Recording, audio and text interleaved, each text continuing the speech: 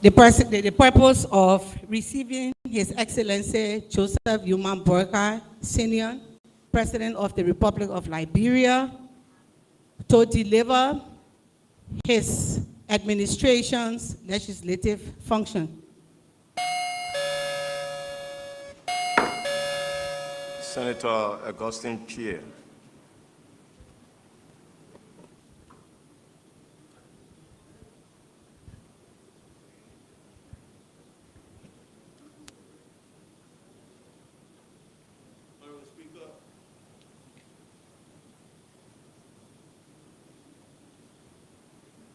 Honorable Speaker, Mr. President of the Senate, Madam President pro tempore, distinguished colleagues, I, Augustine S. Chair, Senator of Sino County, do hereby second the motion. Ladies and gentlemen, it has been moved and seconded. And without restating the motion, are you ready to vote? All those in favor of convening into joint legislative session, please make it known by saying aye. Aye. All those opposed say nay. The ayes have it. Ladies and gentlemen, we will now convene in session.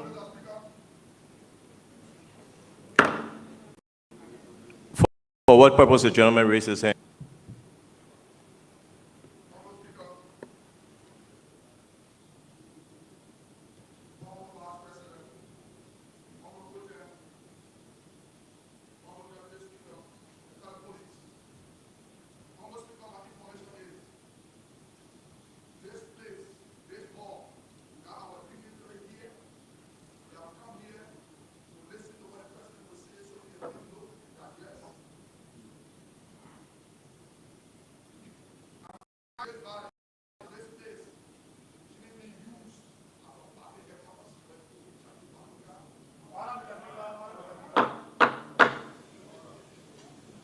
Order denied. Let him continue.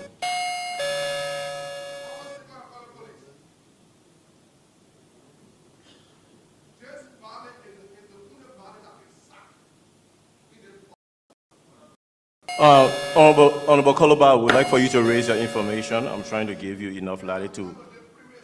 No. I'm sorry. I won't allow you to the premise. Just give your information so we can rule on it.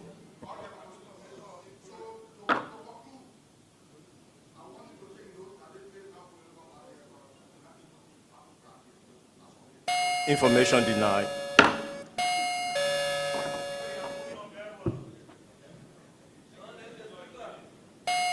I think at this point we'll ask the Joint Executive Committee to proceed to the main entrance or wherever the President may be accommodated on the grounds of the Capitol for the purpose of receiving him and escorting him to chambers.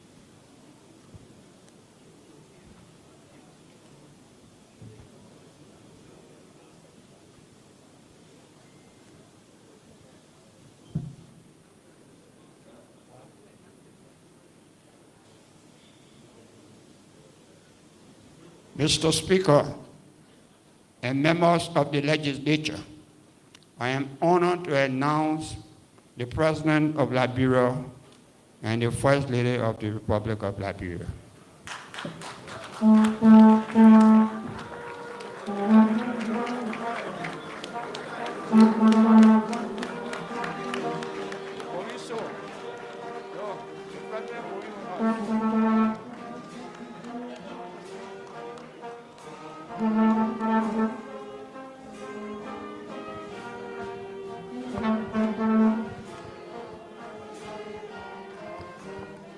One, two.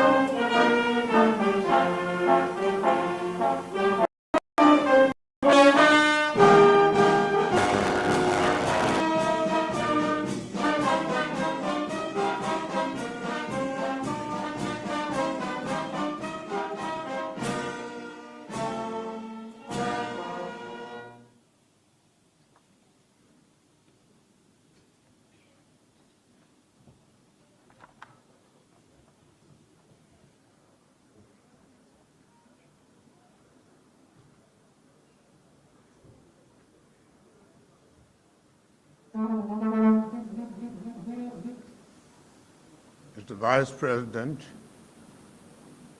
allow me to recognize the presence of the Vice President of Sierra Leone, who is here with a message from my friend and brother, the President Julius Mara Bio, President of the Republic of Sierra Leone. Madam President Pro Tempore, members of the legislature, Madam Chief Justice and Justice of the Supreme Court, the Doyen and members of the Diplomatic Corps, heads and officials of political parties, representatives of our international and development partners, prelates and imams, our traditional leaders, members of the full estate, my fellow Liberians, distinguished ladies and gentlemen.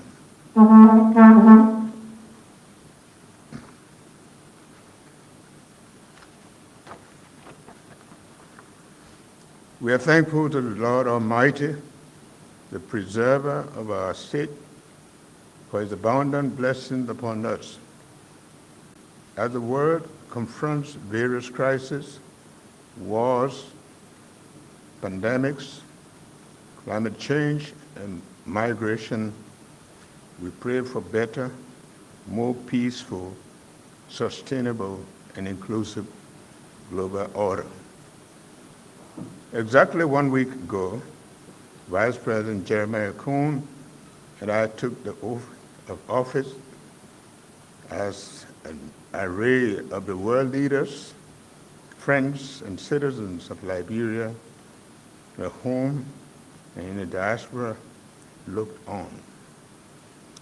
That solemn occasion marked another historical moment in our democracy as we carried out the transfer of power.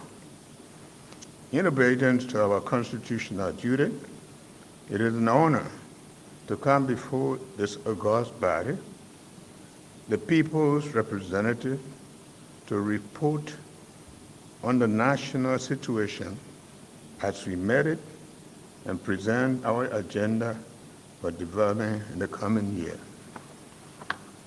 We must acknowledge the harsh realities that face us as we report that the state of our nation is not what we desire. It is important to note problems that confront us: poverty, drug epidemic, corruption, poor infrastructure, and an underperforming economy.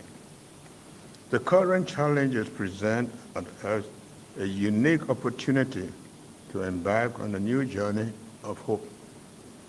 This is our commitment to rescue the nation. Our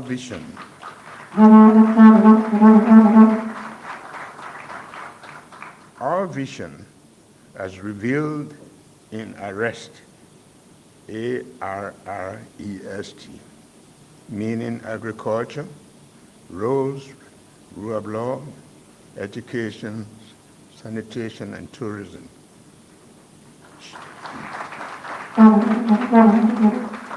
shall guide the preparation of our new medium-term national development plan. For the welfare of our people, we must harness opportunities in agriculture, roads, and other infrastructure development, improve the rule of law, think the education sector, improve sanitation, and unlock the potential of tourism. We believe that creating economic linkages between these development facets and reinforcing them will help reverse the years of economic downturns. The state of the economy. The state of the economy is a cause for concern, with many of our citizens facing perennial unemployment and economic instability. We must not just recognize the pain and frustration that permeate our society, but also work together to introduce and pass legislation that will prioritize economic reforms and foster sustainable economic growth and job creation.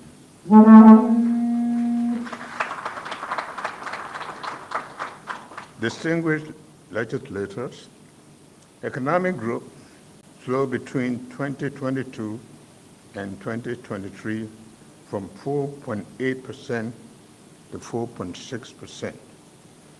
The rate of growth averaged about 1.5% compared with 3.1% between 2012 and 2017, due in part to an underperforming economy and existing geopolitical global environment. During the past 6 years, the economy faced challenges in terms of growth, job creation, and poverty reduction.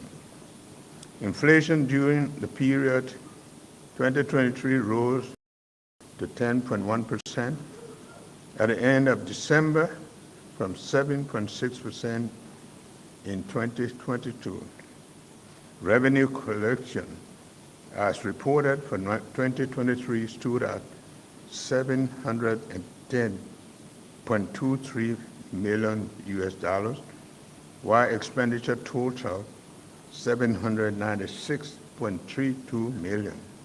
Hence, a large budget deficit of over $80 million. We intend to change the state of the economy by thinking outside the box. A paradigm shift away from reliance on our primary commodity export to focusing on value addition with the private sector as the engine to drive the economy.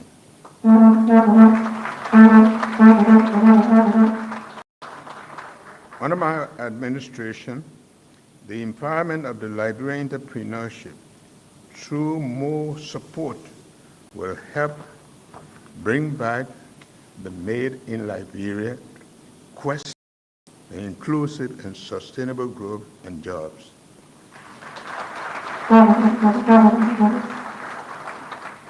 In our quest to expand the economy, we encourage information communication technology, ICT, and the job creation, especially for the youth.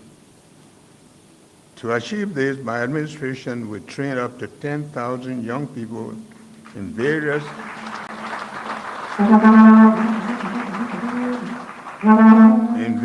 digital skills in the first half of 2024.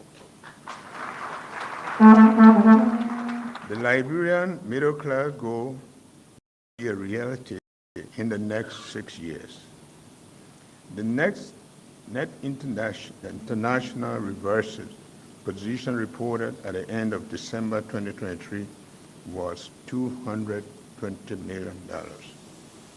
The report of US $40 million as the GOL's consolidated account balance as of January 19, 2024 is not supported by the fact.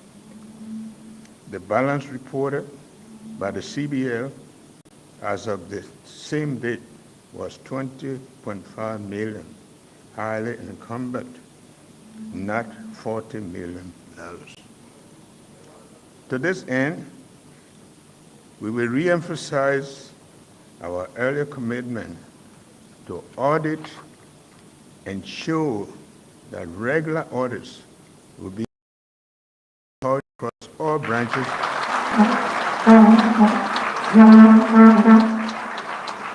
regular audit will be a culture across all branches of government, not only the executive.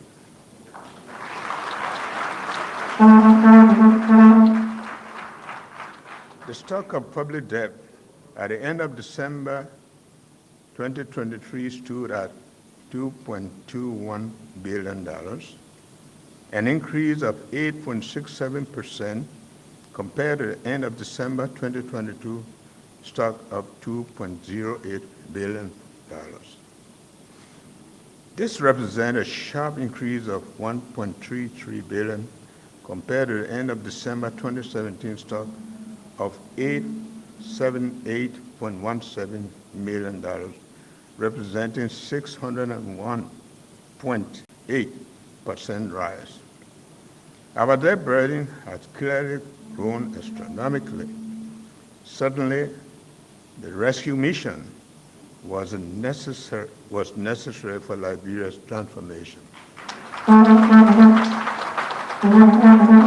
As I am speaking, Liberia is under sanction for lack of payment of dues to the African Union and the African Development Bank.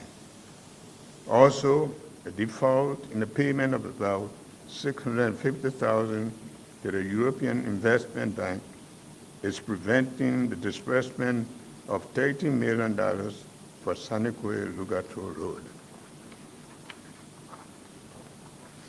We will reintroduce the fiscal rules and travel ordinance, in addition to our measures to help address waste and abuse and ensure the return of fiscal management.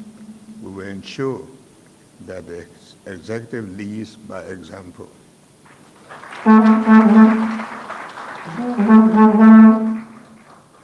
Agriculture.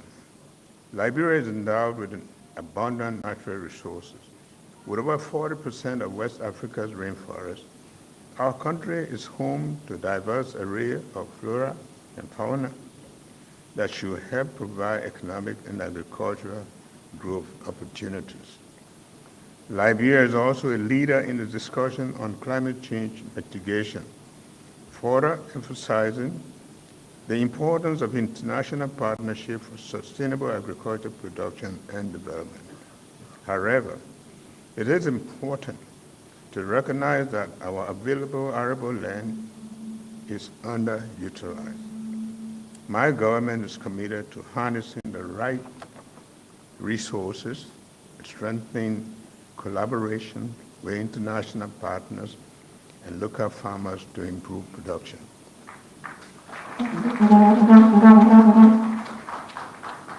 Legislative agenda. Our legislative agenda is aimed at working with you in doing the business of the people, for which proposed legislation will be submitted in coming months. We will focus on shaping the outcome for desired by our new development agenda. The following constitute the development agenda. The Presidential Transition Act. The Presidential Transition Act was drafted in 2017 to provide the appropriate and legal framework for seamless transition from one democratically elected president to the other. The draft bill has since been lingering with little or no action to move it to legislation. Given the difficulty in establishing the appropriate framework to guide the recent presidential transition, my government will immediately review the draft bill for submission to the legislature for passage. When passed, the Presidential Transition Act will provide a legal basis for smooth transfer of political power. Bill for the establishment of the Ministry of Local Government. This bill is aimed at advancing modalities to operationalize the Local Government Act passed in 2018 to fast-track the transitioning of the Ministry of Internal Affairs to the new Ministry of Local Government. The Ministry of Local Government will have the authority to drive the government's decentralization program, operationalizing the revenue sharing law. The revenue sharing law needs to be synchronized with existing laws, including the Project Financial Management Act, PFMA, and the current Revenue Code. The revenue sharing law passed in 2022, and these two other instruments were designed for different systems of government. While the new Revenue Sharing Act is designed to facilitate fiscal decentralization in a decentralized system of governance, the other two cater to a centralized system where the sub-national bodies do not have any authority to use a portion of locally generated revenue. This has left county service centers that should be functioning and raising revenue, often stranded to raise operational costs. We will work with the relevant institutions of government to align the new law with existing law, popularize the law, and ensure adherence and enforcement across the country. The passage of the National Tourism Bill. One of the major recommendations that came out of the mandate and functional review of the Ministry of Information, Cultural Affairs, and Tourism was the need to divest culture and tourism from the Ministry of Information.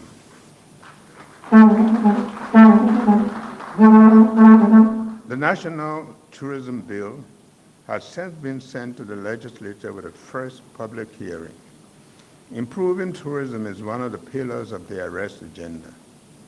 We will work with the legislature on the status of the bill pending necessary action to complete the process. Once passed, Liberia will have a national tourism authority mandated to draw regulations and appropriate governing framework for tourism sector.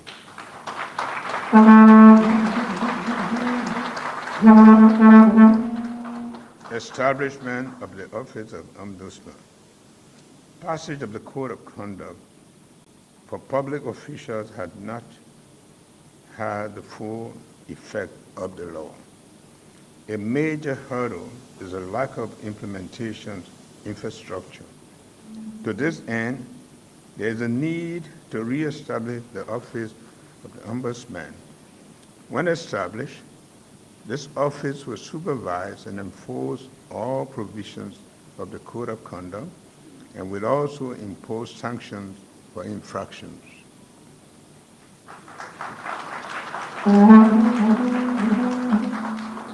We must begin looking at appointing an individual with a requisite moral standing to head and run the office.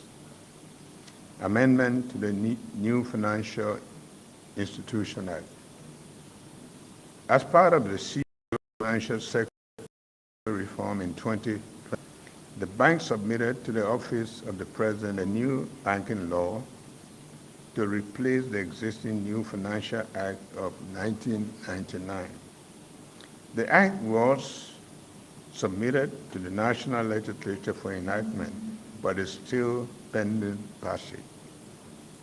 In the coming days, my administration will work with the leadership of the legislature to ensure new Banking Act is passed into law. Amendment and Restated Payment System Act. An amended and Restated Payment System Act is currently being reviewed by my administration. The Act, when passed into law, will help strengthen the means of mobile payments across platforms and enhance the drive towards cashless society.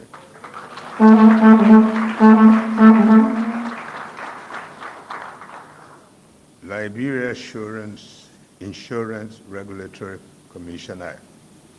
The Central Bank of Liberia is working on a draft Liberia Insurance Regulatory Commission Act, which is currently being shared with stakeholders for their input, following which it will be submitted to passage into law.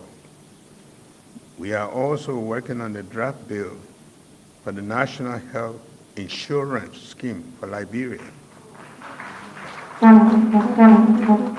This scheme is intended to reduce out-of-pocket costs for citizens and enhance access to affordable and quality health care. The Paris Agreement, 2015 Paris Agreement. The threat of climate change to our environment and the way of life is becoming obvious by the day, which is why we must join the rest of the world to address the causes of this phenomenon.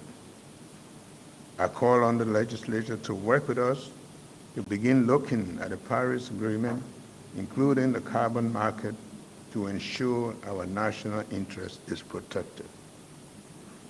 The list of protocols, conventions, and other instruments will be forwarded to you for consideration and appropriate action.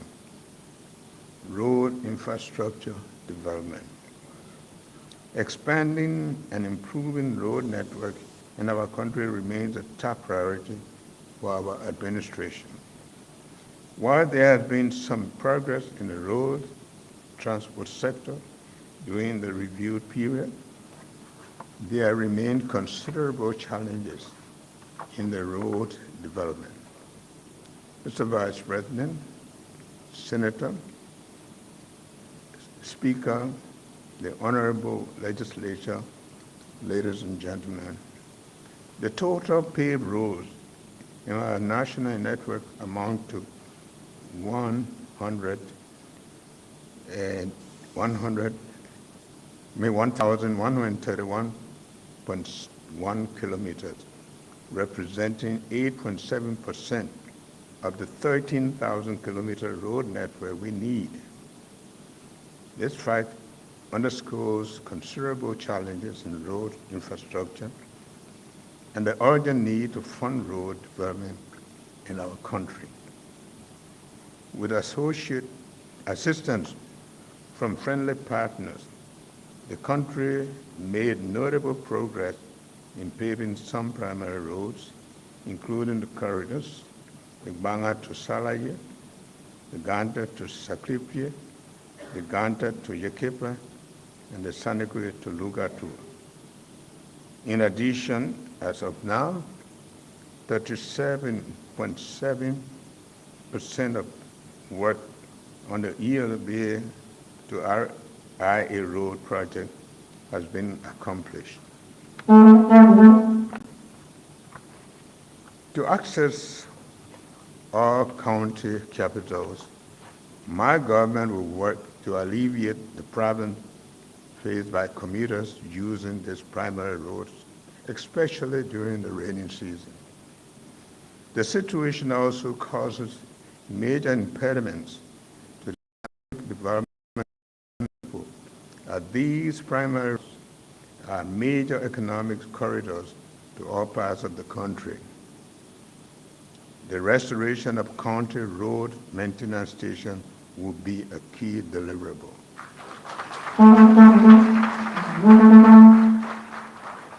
This is why we have commissioned a no car stuck in the mud 100-day deliverable to make all major primary roads pliable. Our flagship road delivery program will include a free port to the St. Paul Bridge Road. Having received funding through the government of Japan, we'll begin construction of a 4-lane road from the Gabriel Tucker Bridge to the free port of Monrovia.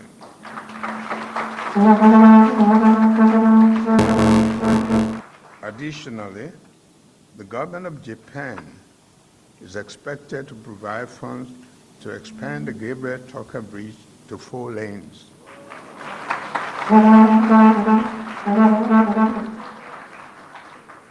The government has also secured additional support from Japan for the conduct of feasibility studies for the expansion of the Freeport to St. Paul Bridge corridor. My government will allocate funds to complete the 6.5-kilometer Freeport to St. Paul Bridge Road. Mr. Vice President, Mr. Speaker, Madam Pro Tempore, and honorable legislators, my government will ensure the funding from the National Road Fund is utilized to maintain and rehabilitate roads for the good of our public. Through the contribution of Liberians who pay their fuel levies from every gallon of gasoline or fuel or the purchase, we will continue to expand about the maintenance program in maintaining our existing network and the construction of new community roads. The honorable legislators, I would like you to join me in extending sincere gratitude to our development partners, which include the European Union, the European Investment Bank, the World Bank, the United States Agency for International Development, the UK Aid, the German government, KFW, and GIZ. I would like to also thank our Arab partners, including the Saudi Fund, the Kuwaiti Fund, Badia, as well as the Japanese government and JICA, the Swedish government, the Chinese government, and this China Aid program, the Norwegian government, the Indian government, the African Development Bank, FDB, and ECOWAS for their many contributions to our infrastructure development.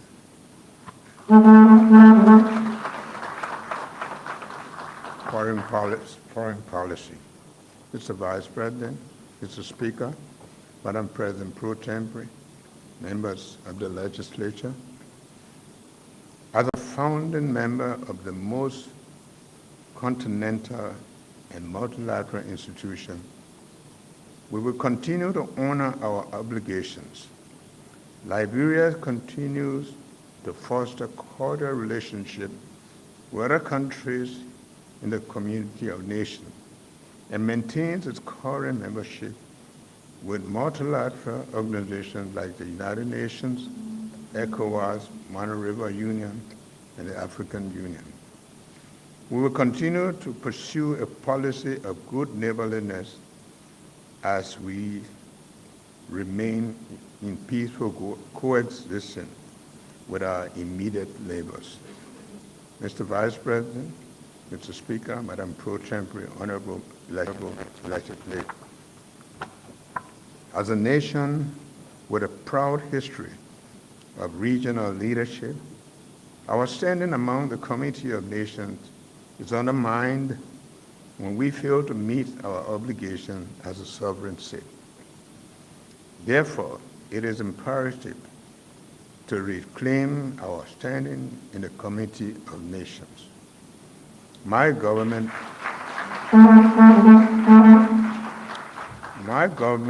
will work with the legislature to ensure arrears are settled.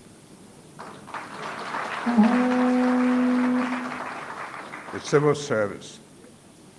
There's an estimated 70,000 employees, including appointed officials in the government of Liberia.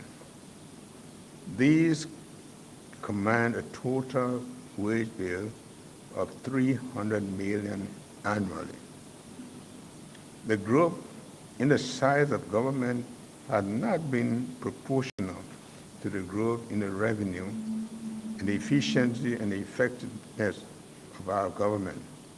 This means that wage continues to consume a sizable portion of the total budget, strangulating service delivery in all initiatives and obligations of the government. So, the government faces the situation stunted growth and non-investment in the lives of the people. To make the government more effective and efficient, we must focus on public service delivery. The people, not the government, must come first.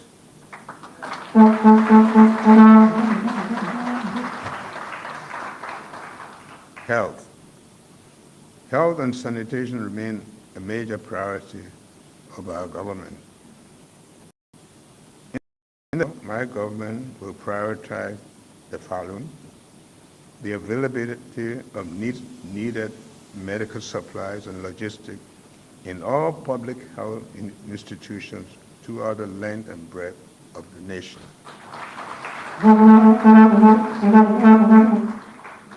Regular, efficient, and robust monitoring and evaluation of health services in the country to accelerate the reduction of maternal and newborn mortality. The establishment of regional diagnostic centers,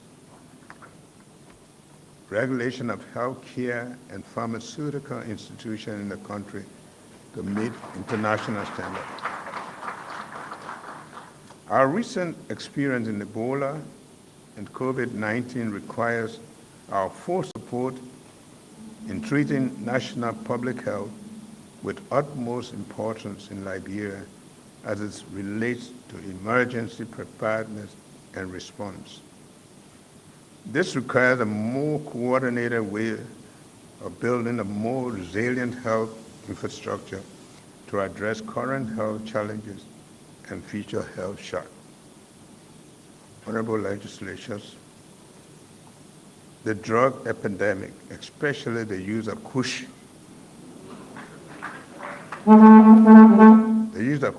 in our country is an existential threat, eating away the future of our children and the country. We must stand up and face this national security risk together. Given the need for immediate action to make good my pledge to the thousands of families burdened by this crisis, I am hereby declaring drug and substance abuse as a public health emergency.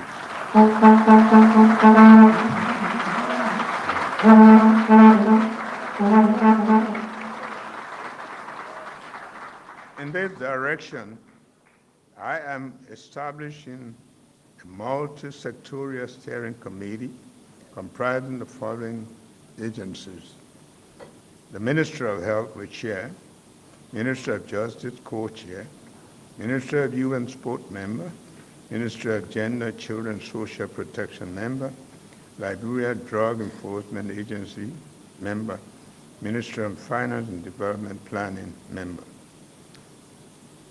In this fight, me and my Vice President will be the first to take drug tests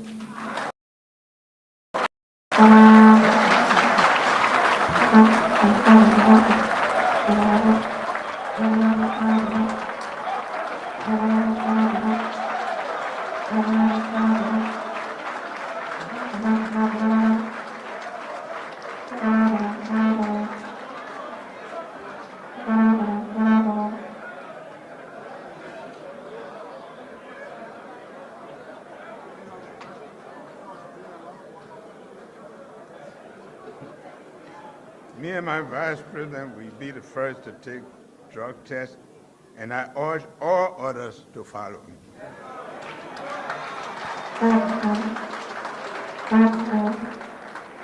Education. Education remains a beacon of hope, but our educational system has been a downward spiral over the years, leaving countless Liberian children without the tools that they need to build a better tomorrow. It is a problem we must confront head-on. Education is not a privilege, it is a fundamental right.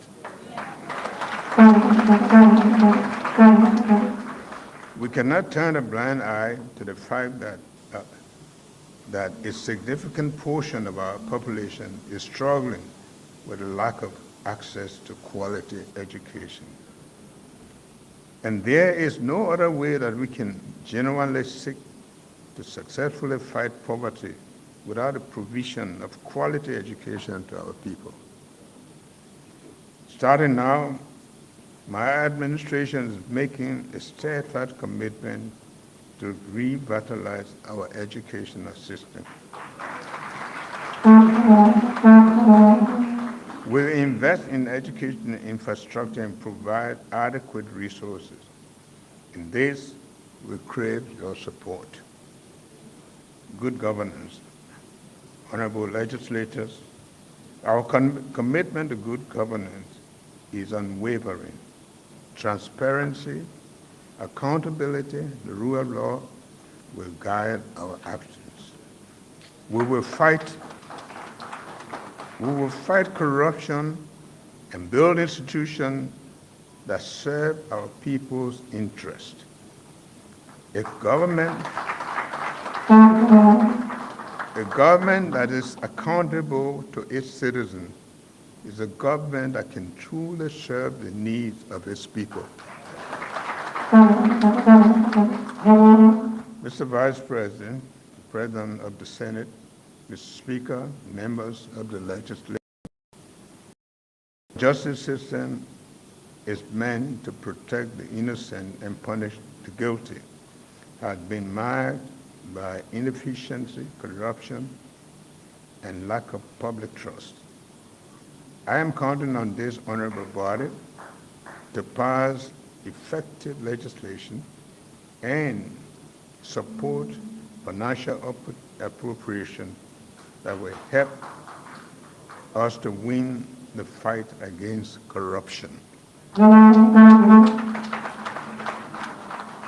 Anyone caught in the act of corruption will face the full weight of the law with swift and non-discriminatory enforcement.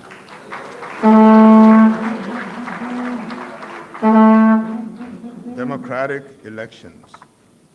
Mr. Vice President, Mr. Speaker, Madam President Pro Tempore, and Honorable legislators have had a successive peaceful transfer of power, establishing our credentials in emerging democracy following the Civil War. But while we proudly celebrate this achievement, we are not oblivious to the bottlenecks that regularly attend our elections and mar the electoral process. One of the vexing problems we noted during our past election is voter registration and the associated logistical problems, which tend to frustrate and anger voters and political parties. My government will strengthen the National Identification Registry to build the needed capacity to be able to capture biometric data needed to feed all agencies, including the National Election Commission. In addition, my government will begin to review and implement electoral reform laws. The diaspora. Mr. President of the Senate, Mr. Speaker, members of the legislature, our Liberian brothers and sisters in the diaspora are an integral part of this nation. They are the extension of our national pride.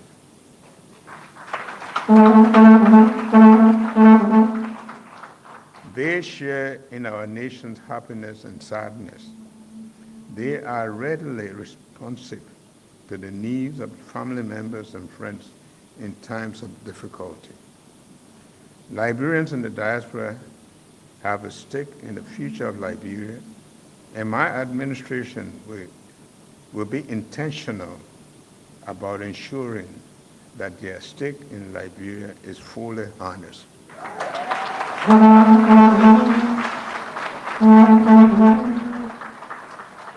I have therefore proposed an annual diaspora conference on the national development. I commend the acts of the 54th legislature and the past administration for their action to remove the unfair burden of citizenship against Liberians who have chosen to explore opportunities in other parts of the world.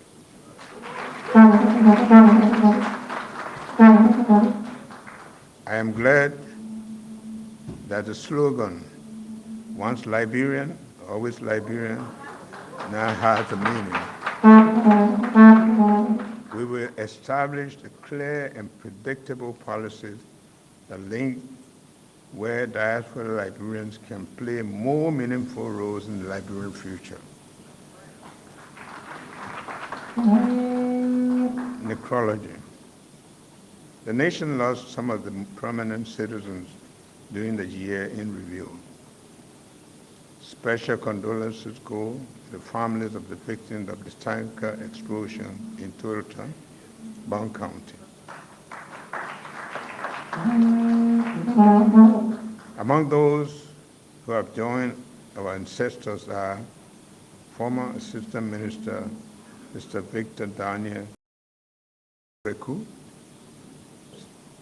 Ambassador Hannah Abiedu Boyan Jones, 89 years, Commissioner James Joey McGill, Sr., 86 years, Deputy Minister Dr. Edward Ingba Goba, 78 years, Senator Daniel Nathan of Guapolo County, and former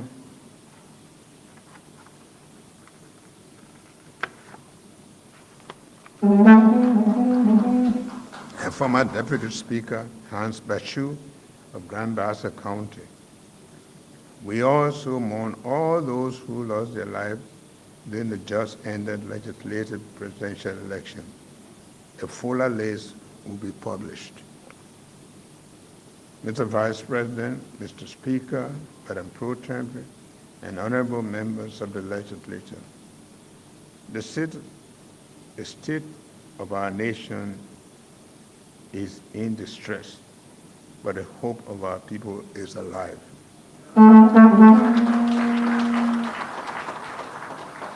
We have all it takes to overcome the burden we have imposed on ourselves through greed and corruption.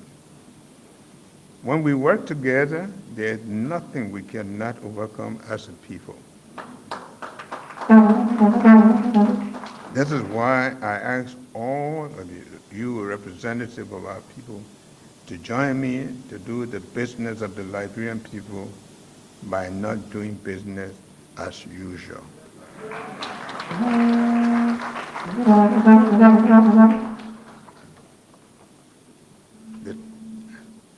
The time for mindset shift is now. We must be selfless in our to bring about the change the Liberian people are yearning for. Again, I challenge you to join me to think Liberia, love Liberia, and build Liberia. I want to thank you. May God bless the works of our hands and save the state.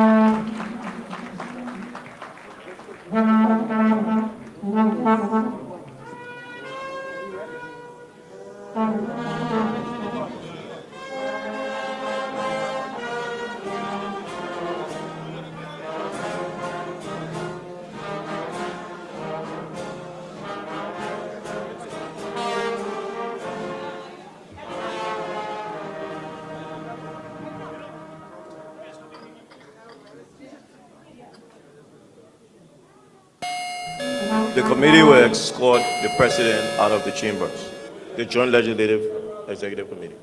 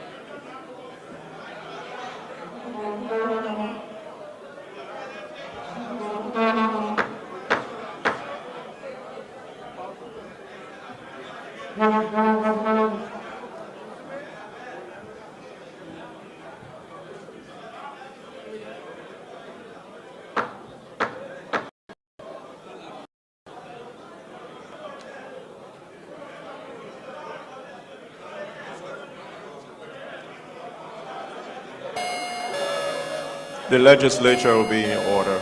Honorable Cully, the legislature will be in order.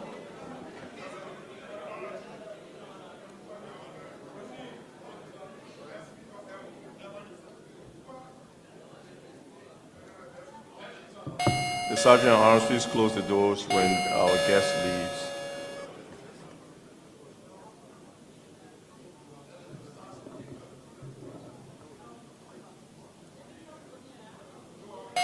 Okay, having exhausted the agenda for the purpose of which we appeared here today, we will entertain a motion to adjourn this joint session. Senator Amara Conner.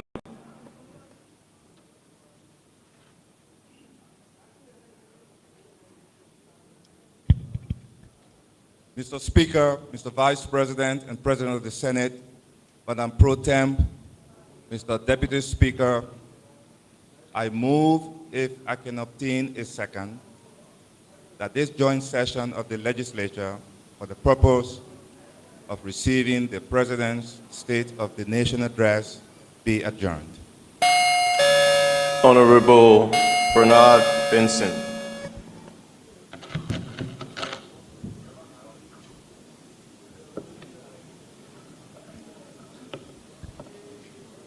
Honorable Speaker,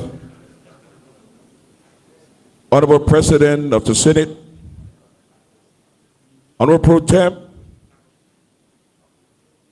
Honorable Deputy Speaker, esteemed colleagues, I, Blue Benson Jr., representing the gallant people of Electoral District number 17, Montserrat County, so second the motion for adjournment. An undebatable motion being proffered, the session is adjourned.